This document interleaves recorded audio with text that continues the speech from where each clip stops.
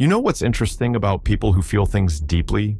Almost every single one of them has spent a significant part of their life believing something was wrong with them.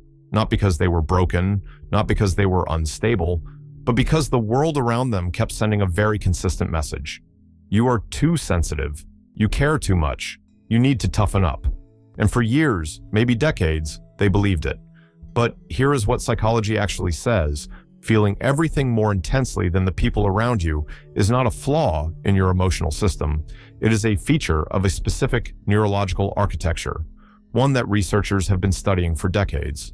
And today, we are going to look at what that architecture actually looks like from the inside, not through the lens of weakness, through the lens of science. Psychologist Elaine Aron first introduced the concept of the highly sensitive person in the 1990s, identifying a trait she called sensory processing sensitivity. Her research found that roughly 15 to 20% of the population processes sensory and emotional information with significantly greater depth than average. This is not a disorder. It is not anxiety. It is a nervous system that is wired to take in more, process more, and feel more. Neurological studies have since shown that highly sensitive individuals display greater activation in the insula and the anterior cingulate cortex, regions of the brain associated with awareness, empathy, and emotional processing. In other words, the depth you feel is not emotional excess. It is your brain doing exactly what it was built to do. Here are 10 signs that describe the psychology of people who feel everything too deeply. The first sign is that music, art, and beauty affect you in a way that feels almost physical. A particular song does not just sound good to you, it moves through you. A piece of art does not just look beautiful, it creates something in your chest that is difficult to name. Research in affective neuroscience shows that highly sensitive individuals display stronger activation in the brain's reward and emotional processing centers. You are not being dramatic. Your brain is genuinely responding at a deeper level than most. The second sign is that other people's emotions feel like your own. When someone near you is in pain, you do not just observe it, you absorb it. When there is tension in a room, your body registers it before anyone has spoken a word. Psychologists call this affective empathy, the capacity to actually feel what another person is feeling rather than simply understanding it intellectually. For deeply feeling people, this is not a choice. It is an automatic neurological response. The mirror neuron system in your brain fires with unusual intensity, and the emotional boundary between you and another person is genuinely thinner than it is for most. The third sign is that you need real time alone to recover after intense social experiences. This is often misread as introversion, but it is something more specific than that. After a crowded event, a difficult conversation, or even an emotionally rich film, you need quiet. Not because you dislike people, but because your nervous system has been processing at a significantly higher intensity than anyone around you may realize. That need for stillness is not antisocial behavior. It is your system doing what it needs to do to regulate after deep engagement with the world. The fourth sign is that you notice details that other people completely miss. A slight change in someone's tone, a flicker of something across a person's face, a shift in the energy of a conversation that no one else seems to register. This heightened perceptual awareness is one of the most consistent findings in sensory processing sensitivity research. Your brain is continuously scanning at a finer resolution than average. You are not imagining things. You are simply picking up signals that most nervous systems filter out before they ever reach conscious awareness. Here is something worth sitting with for a moment. Every sign we have covered so far, the way beauty moves you, the way you absorb others' pain, the way you need recovery time, the way you notice everything, none of these have ever been celebrated in most of the environments you have moved through. School systems, workplaces, and even families often have very little framework for this kind of mind.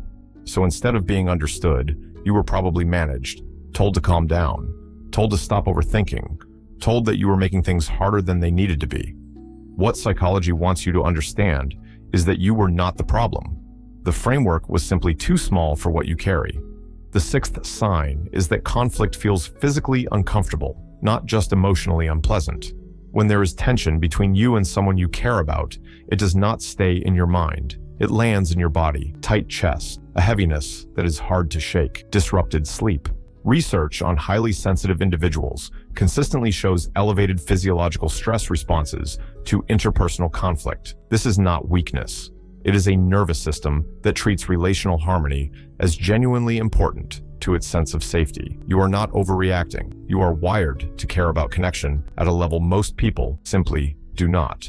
The seventh sign is that you form attachments deeply and you grieve losses longer than the people around you seem to. When a friendship ends, when a relationship changes, when something you loved disappears from your life, the process of moving through that loss takes real time. Not because you are stuck, but because you invested at a depth that most people reserve for only their closest relationships. Psychologists studying attachment patterns in highly sensitive individuals find that they tend to form what researchers describe as deep object relationships, connections where the emotional investment is genuine, layered, and not easily replaced. The eighth sign is that injustice affects you on a visceral level. When you witness something unfair, you do not just notice it and move on. It stays with you. It bothers you in a way that can feel disproportionate to people who do not share your wiring. But research in moral psychology consistently links higher emotional sensitivity with stronger reactions to perceived unfairness. Your brain processes the implications of injustice more completely than average. You are not being dramatic. You are simply unable to unsee what your mind has already fully understood. The ninth sign is that you think about conversations and experiences long after they have ended. Something someone said 3 days ago is still turning over in your mind. A moment from last week is still being processed. This is not rumination in the clinical sense. For deeply feeling people, this is the natural continuation of emotional processing. Your brain does not treat experiences as complete the moment they end. It continues to extract meaning, refine understanding, and integrate what happened into a larger internal picture of the world. That is not overthinking. That is depth. And the 10th sign, perhaps the most quietly defining one, is that you have carried for most of your life a private sense that you are built differently from the people around you. Not better, not worse, just different. Like you are operating on a frequency that most people do not quite tune into. That feeling is not your imagination. It is an accurate perception of a real neurological difference. Sensory processing sensitivity is measurable, documented, and present in a consistent portion of the population across cultures and across species. You were not making it up. You were never too much. You were simply more than what most people had language for. Here is what all of this points to. Feeling everything deeply is not a malfunction. It is a particular way of being alive, one that comes with genuine costs, yes, the exhaustion of absorbing too much, the loneliness of being misread, the weight of a world that rarely slows down enough to meet you where you are. But it also comes with something that cannot be manufactured, a depth of experience, a richness of connection, and a capacity for empathy that the world genuinely needs more of. The question was never whether you feel too much. The question is whether you have finally given yourself permission to stop seeing that as a problem, because it never was. It was always just the shape of how you are built. And that shape, understood clearly, is not something to fix. It is something to finally, fully recognize.